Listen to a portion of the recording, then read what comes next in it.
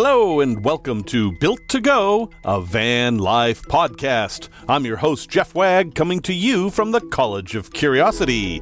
This time it's episode 126, and we're going to talk about 10 weird tips to enhance your van life. Yeah, it was time for one of those episodes.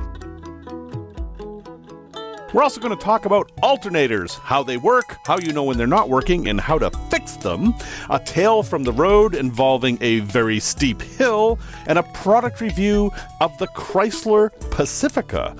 Can it be a van life van? Hello everyone, welcome back.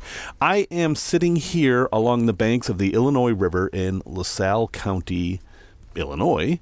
It turns out there are many Illinois rivers in the U.S., and many of them have no relationship to Illinois, and it's very confusing. But I'm here in the Tiki Bago, in the rain, and you may hear noises during this podcast, such as eagles flying by, or some weird things turning on in this Tiki Bago thing that I haven't figured out yet, or the gentle rain hitting the roof, which is one of our favorite sounds, as we all know. So, I'm not apologizing for the ambient sound this time. I'm just letting you know that it's going to be here because I'm enjoying it. This time I thought we would just take a departure from things and do a quick top 10 weird tips list. Again, I don't know why they're the top, just because they're what came to mind when I made the list, apparently. So, tip number 1. You can collect rainwater. It's true, depending on many, many things. First off, we're always struggling to find water. That's one of the problems of living in a van, is that you can only carry a limited amount of water with you. But folks, there's nothing wrong with collecting rainwater. If you happen to be in a thunderstorm, well, depending on how your van's parked, there is going to be one place where most of the rain is going to drain off your van. And with a little bit of ingenuity, you can collect that water.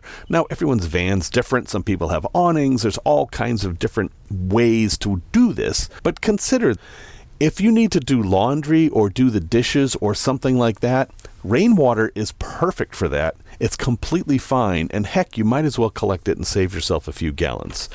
Note that this is actually illegal in some Western states, but those are the states that you're unlikely to ever have the opportunity to collect rainwater anyway.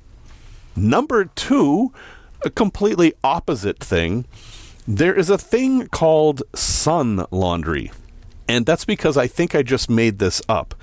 But this does actually work, and I've done it. You can do laundry without water to a certain extent, and it involves simply hanging your laundry in the sun. And why this works is that moisture in your clothing holds odors. And if you're basically just trying to make your clothes fresher, hanging them out in the sun can do that. One of the best examples of this is with socks. Just hang your socks out for a day, and yeah, you can get a day's more wear out of them. Now, of course, our standards living in vans about laundry are probably different than they are when you're living at home, but hey, this is just one tip that can help you out and maybe save even a little bit more water. Tip number 3. This is something I do all the time. I've done this ever since I was a kid, and that is to cook without using any pans. You just cook in the can. Backpackers know this trick. Hobos know this trick. People who've cooked open fires know this trick. It's as simple as you take the cover off of whatever you're trying to cook, soup, chili, SpaghettiOs, whatever. Stir it up real good, put it on the burner, and you just let it sit there until it gets warm to hot, but not boiling. See, the thing is, if it's in a can, it's already cooked. It is impossible to have anything raw in a can because the canning process actually cooks things. So all you're trying to do is warm it up to eat it. So you take your can of SpaghettiOs, you stir it up, and you have to stir it up because you want the consistency to be even throughout the can. And then you warm it up until it just starts to bubble. Then you stir it up again, and you're ready to eat it. Now, there's an obvious part here I've left out, and that is the can is hot. So you're going to need a glove. But if you do this, and I, in fact, just did it this morning with a can of soup in the Tiki Bago, you don't have any dishes to do. You just have the can that you are going to have anyway. The most you're going to have to do for dishes is a spoon. Number 4. On a similar note, I am on a never-ending quest to make decent toast while in a van, and I've used many different devices, and lately I'm just using the one that is the simplest, which is I kind of just hold the toast over the flame for a little while. I mean, it's silly, but honestly, it works pretty well. If you can take your bagel or your English muffin or your toast or whatever it is and stick it on a fork and just wave it over the flame a bit, yeah, you'll end up with toast. It's not the same, but it's simple, it's minimalist, and it's actually been getting me by on my toast-free mornings, so I appreciate it.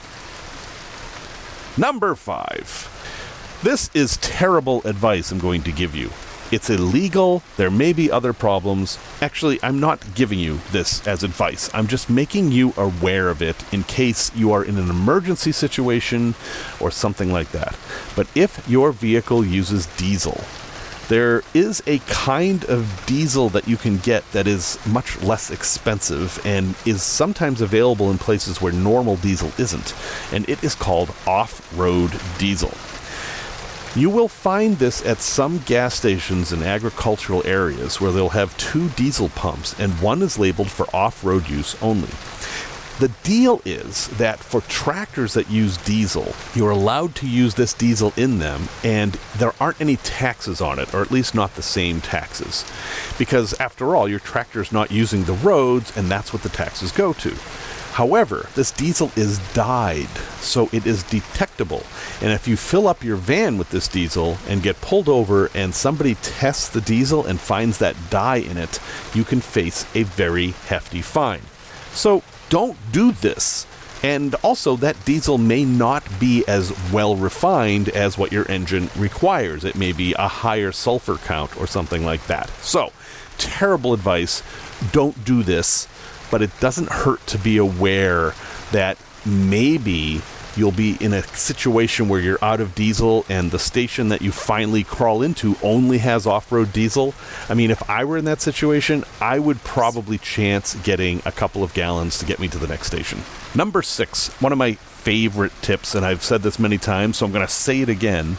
If you want to use your cassette toilet in the winter, you totally, absolutely can. You just fill the fresh water compartment with washer fluid. Windshield washer fluid is made of methyl alcohol, a little bit of dye, and water, and the whole point of it is that it doesn't freeze. But it makes a perfectly decent flushing agent. There's nothing wrong with using this to flush your toilet, and you can use your toilet all winter long. I mean, if you have a composting toilet, obviously you don't have this problem, except maybe your pee bottle will freeze. This will even fix that problem because the wastewater will then also have a little bit of antifreeze in it. I've done this for years, it works great, and it's a lot less expensive than using RV antifreeze. So that's just a tip I really like, and I will probably add it to every list of tips I have going forth in the future.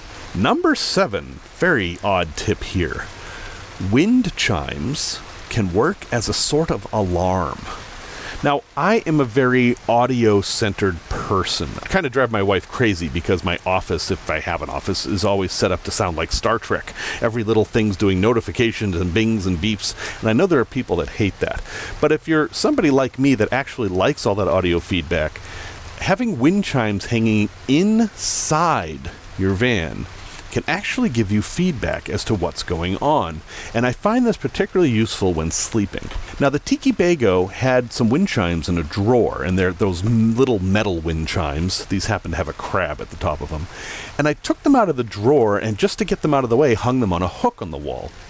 I've used this to know things about the state of the Tiki Bago. For example, if somebody gets in, that rocks the Tiki Bago enough that I hear those chimes and I know, oh, someone came in.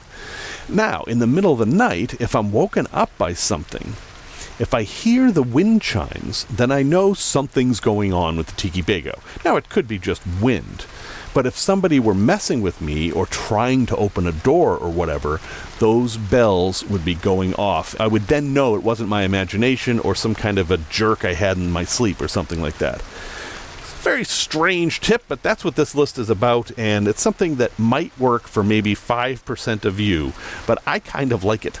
Number 8. This is kind of a mental health tip. It's also useful if you're hungry. Volunteering can cure many ills. If you're ever feeling unsure about your van life or unsure about yourself, or you just don't know what to do next, consider volunteering. The worst thing that can happen is that you'll help somebody else. And it doesn't have to be a long-term thing. It can be a one-day thing. There are many organizations that you can just go to, namely food banks, and say, hey, I've got a day with nothing to do. Is there something I can do to help out? And they'll have you sort food or whatever. Or you can join a national organization that has planned things. But the point is that if you volunteer, you're probably going to be fed, so you've got that going for you. You'll have access to restrooms and all that kind of stuff, which can be useful from time to time. But I think the most important part is that you're going to get out of your head for a while. You're not going to be doing what's best for you. You're not going to be planning for you. You're going to be able to shift that to others.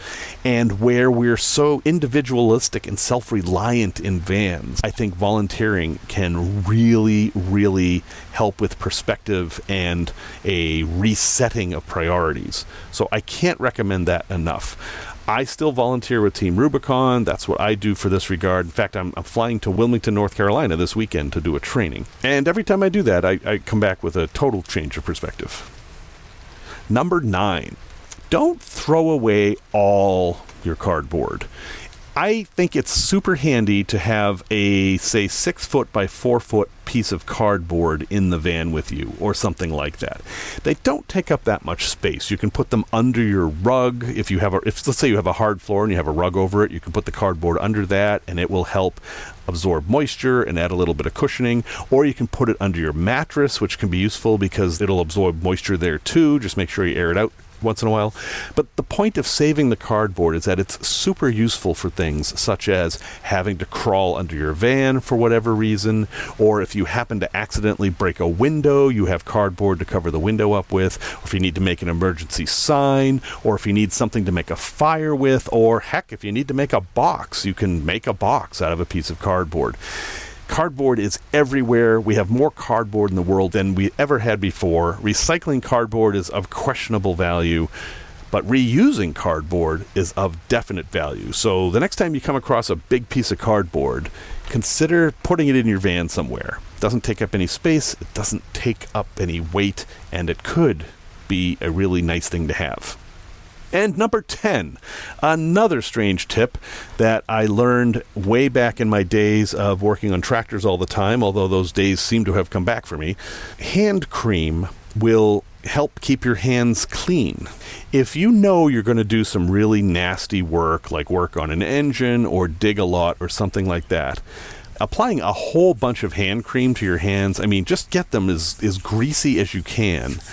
Well, basically, you're filling up all the space in your hands that can hold the dirt, and they don't get as dirty. And that hand cream helps you clean your hands off afterwards. And another weird thing about hand cream, this is a problem I have all the time, is that I buy a hat, and I sweat a lot. I have hyperhidrosis of the forehead. My forehead sweats like crazy. And the bill of my hat absorbs the sweat, and then I end up with these dark marks that are permanent in the hat. Hand cream fixes that. No, seriously, the oil in the hand cream, if I apply it all over the hat, the oil evens out the color. And I have a nice soft hat. No, it actually doesn't make the hat any softer. It might make it smell a little bit like balsam or aloe or whatever. But yeah, it's another weird little tip for hand cream. And a last tip for hand cream. It can serve as an emergency lubricant for so many things. We'll just leave that right there. Tech Talk. We're going to talk about alternators. All right. If you look under your hood, you're going to find an alternator. It's either on the top or the bottom or the side, depending on how your engine is. But it's a cylindrical device that has a metal fan that runs off of a belt. It's a little tiny fan. And every internal combustion engine has one of these. I promise you there's one under there. What this thing does is it produces AC power. That's why it's called an alternator. It alternates current, but that's rectified to direct current, or DC. And a normal alternator will output between say 13.8 volts and 15 volts, depending on a wide variety of factors. So we call them 12 volts, but that's a nominal 12 volts. It's actually a range. What the thing does is it charges your battery and provides power to your engine. It basically is kind of like the heart of your electrical system in your vehicle. Now, these things fail all the time. Sometimes they get too hot, sometimes they just wear out, but they are a very, very common thing to have fail on an engine, usually near 100,000 miles or so, depending on the engine and many, many things. When the alternator dies, you may not know right away. I did actually hear one go in my wife's 2006 Toyota Camry that she used to have. We were driving along and I heard a tink, and then the engine sounded different. Everything drove the same, it's just it sounded different. And it was about a week later I realized that the alternator had died. And I determined that by the best possible test, which is if you take a voltage meter and you put it on the starter battery. Now in vans that might be under the floor, it might be under the hood, it depends on the type of van. And then you watch the voltage, step on the gas, and if the voltage doesn't change, then you know you have a bad alternator.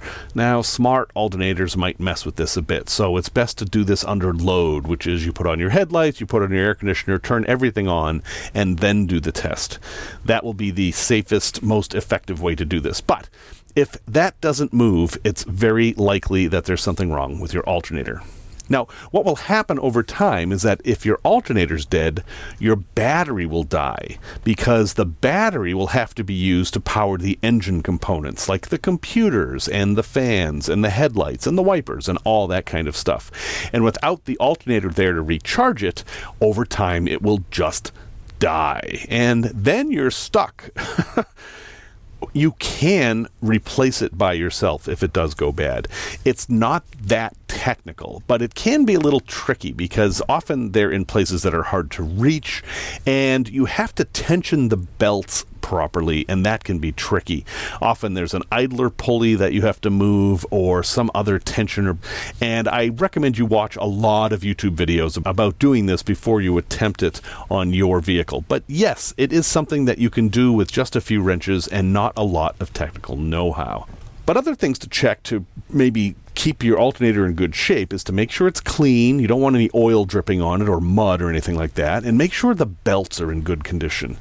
The belts may be an actual point of failure rather than your alternator. For example, if you hear squealing from your engine, and it's not the air conditioning compressor, which is the most common cause of that squealing sound, it might be your alternator, and changing the belt might be all you need. It might be just slipping. Or if it's a relatively new belt, it might just need to be retensioned. So understand how all that works. You can jumpstart an engine with a bad alternator. It will start right up and then be fine until you disconnect those jumper cables, and then you'll find out it'll die fairly quickly because that little bit of juice you gave that battery just isn't going to last.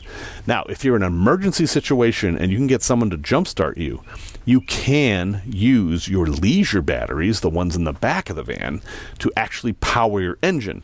You can run jumper cables from them to the starter battery, or you can figure out some other way to get power up there. You can even swap the batteries out if you have to. That will keep your engine running until your leisure batteries are depleted. So that can get you out of a tough situation. But it's really not a good idea to do this for very long. You want to then turn off everything in the vehicle you can and drive immediately to somewhere where you can get that alternator replaced, because you're going to damage your batteries and you are running the risk of stalling somewhere and being stuck in maybe a dangerous situation. If you are in a situation where you have a van that has kind of a little tiny alternator, you're probably going to notice that it dies a lot. You're going to wear it out. You can replace that with a higher output alternator. Almost all vans have a high output alternator option, and it should fit right in. Or in some cases, you can actually add a second alternator. For example, you could have an alternator that's only job was to charge the batteries in the back. Or you could have a 24-volt alternator if you wanted a 24-volt system in the back. That's an option you have 2. One thing you should definitely know about your alternator is whether it is a smart alternator or not. All a smart alternator is an alternator that will turn itself off when the battery is fully charged, thus saving you gas mileage. This can cause a problem with some kind of chargers that we use for the rear batteries, but as long as you know what you're doing, it's fine. A DC to DC or battery charger will work in all cases. They just tend to be a little bit more expensive. So that's about all you need to know about alternators. Tales from the road.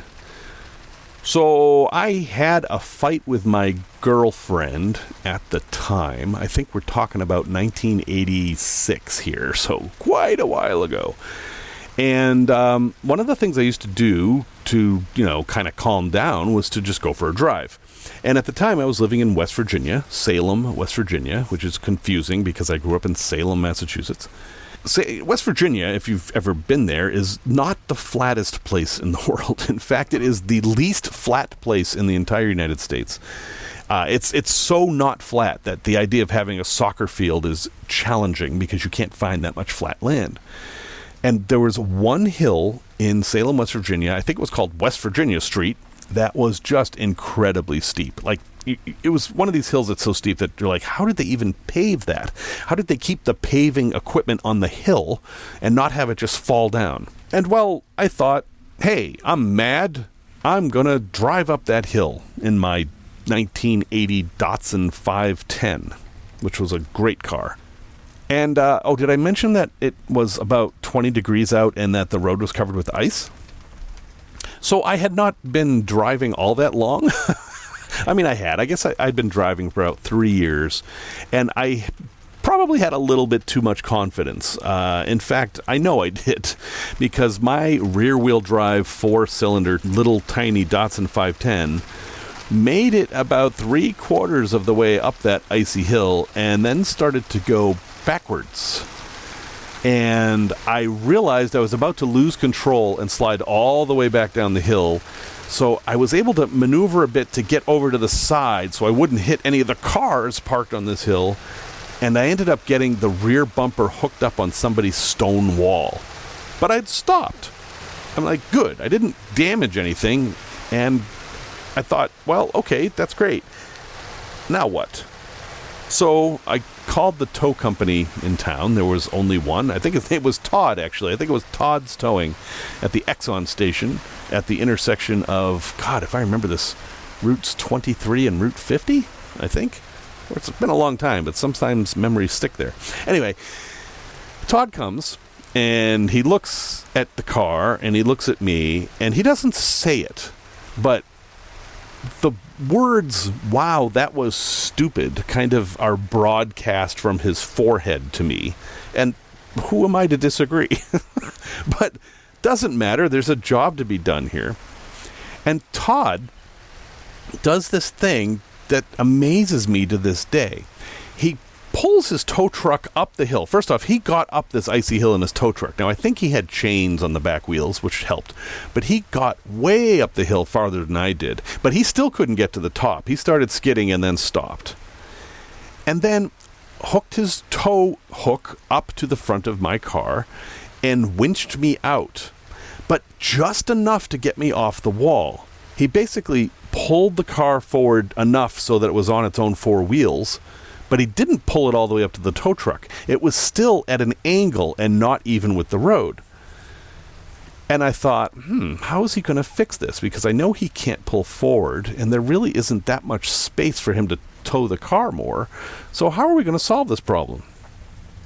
Well, just like in a comic book, he carefully walked down the hill and put his shoulder into the quarter panel of the car, the right rear, and just shoved the car across the road like it weighed about 10 pounds.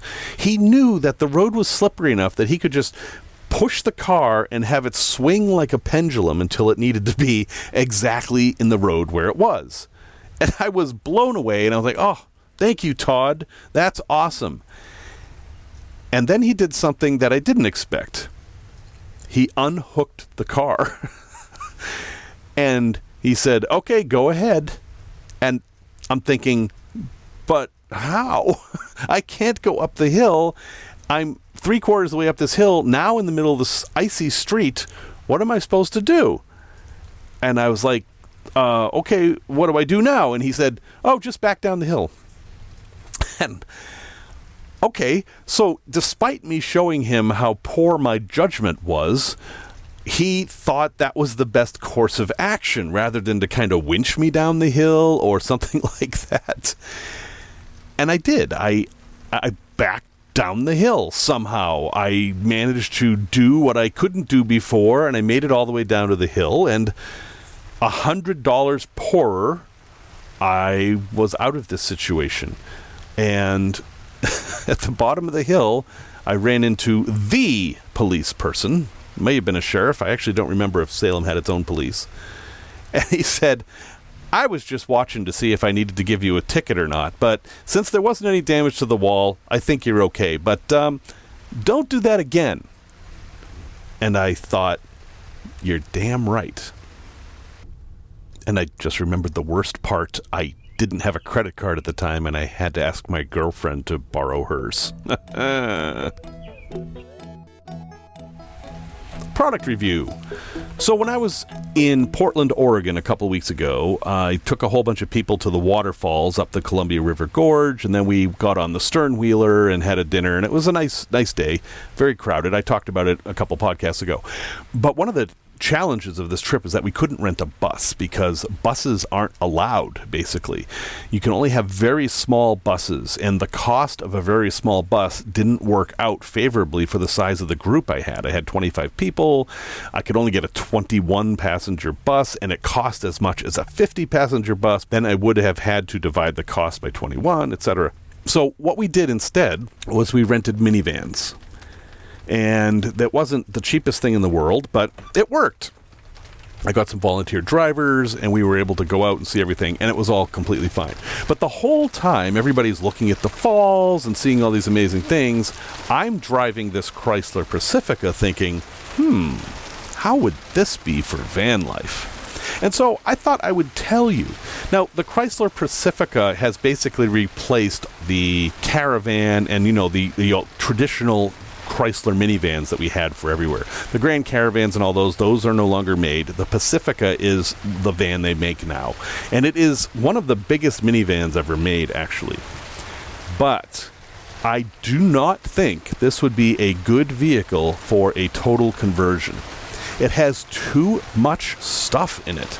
This thing is tricked out with all kinds of electronics and fancy things, and while those are nice for driving, I really enjoyed driving this thing, they're all stuff that's going to cause problems if you start cutting into things. The electric doors, the electric hatch, the airbags that run all across the back, the fancy seats, all this stuff is going to be in your way if you're trying to do a van build.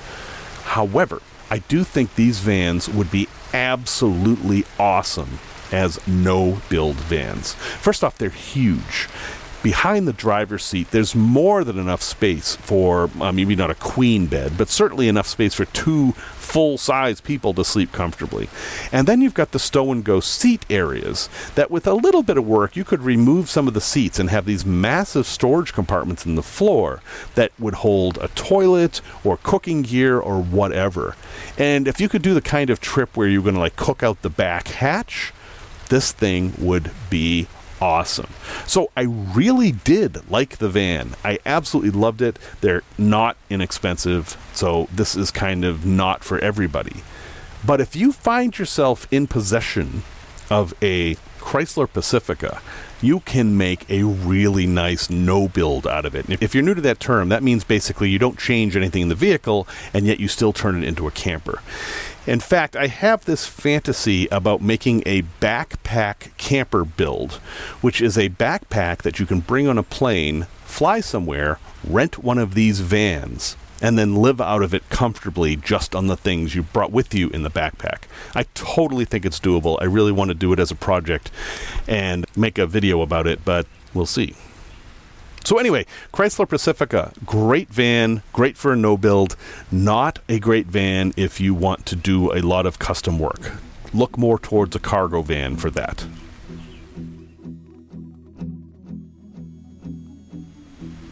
a place to visit. So it doesn't matter where you go. Almost everywhere in the U.S. has this place called Gravity Hill. And this is a magical place where your car will all by itself roll uphill. And how is that even possible? Well, some say that at the top of the hill there is a big, huge collection of magnetite or lodestone, but basically a big magnet that pulls your van up the hill. Other people say it's the rotation of the Earth, and this hill is lined up just perfectly to take advantage of that rotation and propel your car up this hill. And still others say that there are the spirits of dead children from that huge school bus crash in the 50s, and they're pushing your car up the hill. And what's even creepier is if you go and you spread talcum powder on the back of your vehicle, you can see their handprints. Dun dun! Well, okay. Well, actually, everything I just said was true, because there are people that say all that stuff. And if you look and just Google Gravity Hill, and you'll find them everywhere.